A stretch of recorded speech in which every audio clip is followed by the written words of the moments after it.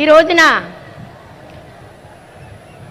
11 ఆవిర్భావ దినోత్సవాలు చేసుకుని సార్ చెప్పినట్టు ఎన్నో అడ్డంకులు పర్మిషన్లు ఉండే కాదు, ఎక్కడికక్కడికి జనాలని దారులు మళ్లించేసేవారు. అయినా సరే అన్నీ దాటుకుంటూ మనం 11 సభలు చేసుకున్నాము. ఇప్పుడు 12వ సభ ఎంతో ఘనంగా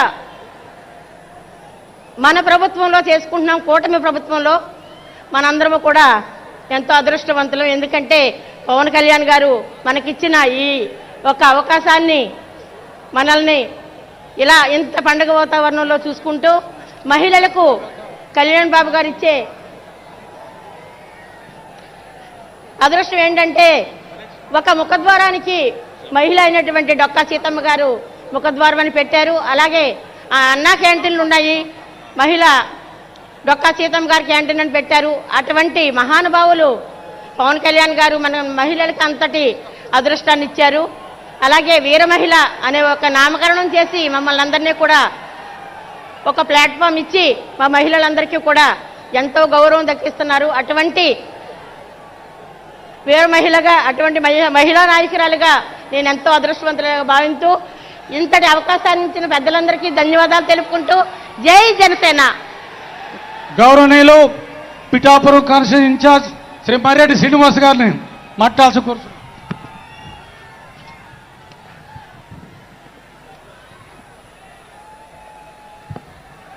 వేదిక నిర్వహించిన పెద్దలందరికీ ప్రణామాలు. పిఠాపురమ వందనం. పిఠాపురమ నీకు ప్రణమిల్లుతున్నాం. పరాజయ నేపథ్యంలో మీ ముందుకు వచ్చినప్పుడు ఒక అఖండ విజయాన్ని ఇచ్చి జనసేన పార్టీకి రాష్ట్రంలోనే కాదు మోడీ గారి నేతృత్వంలో ఎన్డీఏ ప్రభుత్వం ఏర్పడడానికి జనసేన పార్టీని ఒక ఆసరాగా నిలబడడానికి మీరు మద్దతు ఇచ్చారు. పిఠాపురమ నిన్ను మరవం. నువ్వు చూపించినటువంటి ప్రేమ కరుణ మేమెన్నటికీ మరవం. మేము అనుకుంటాం మన అధ్యక్షులు పవన్ కళ్యాణ్ గారు పిఠాపురంలో పోటీ చేయటం దైవ సంకల్పమని. ఎందుకంటే మేము పోటీ చేసి వచ్చే రోజుకే మా అధ్యక్షుల వారికి కావాల్సినటువంటి ఆఫీస్ కానీ మాకు కావాల్సిన వసతులు కానీ అన్నీ ఇక్కడ కల్పించబడ్డాయి. ఆ కుకుటేశ్వర స్వామి దయ, శ్రీపాద వాళ్ళ దయ, కుంతి మాధవుడు, అదేవిధంగా ఉమరాలీషా, అదేవిధంగా బంగారు పాప, అదేవిధంగా దత్తాత్రేయుడు, వీరందరి ఆశీస్సులతోటే మన అధ్యక్షుల వారు ఈ పిఠాపురంలో నిలబడ్డారని నేను ప్రగాఢంగా నమ్ముతున్నాను. మీరు చూపిన ఈ ప్రేమ ఎన్నటికీ మరువలేం. మీ సదా ఈ పిఠాపురం వారికి మీ సేవలోనే జనసేన పార్టీ తరుస్తుందని మీకు మనపూర్వకంగా మనవి చేసుకుంటున్నాను. అదేవిధంగా మా ఈ పిఠాపురంలో అభివృద్ధికి సహకరిస్తున్నటువంటి అడ్మినిస్ట్రేషన్కి ప్రణామం.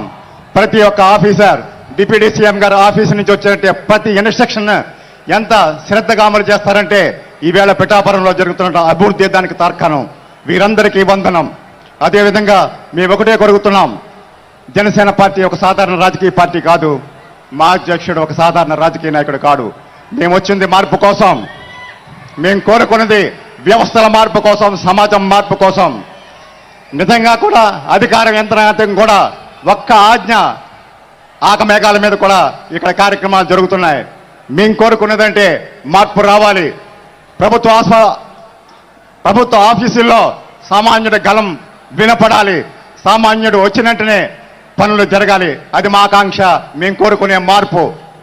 అదేవిధంగా ఒక్క రోజులో వ్యవస్థలు మారవు. మేము నిలబడ్డాం పిఠాపురంలో.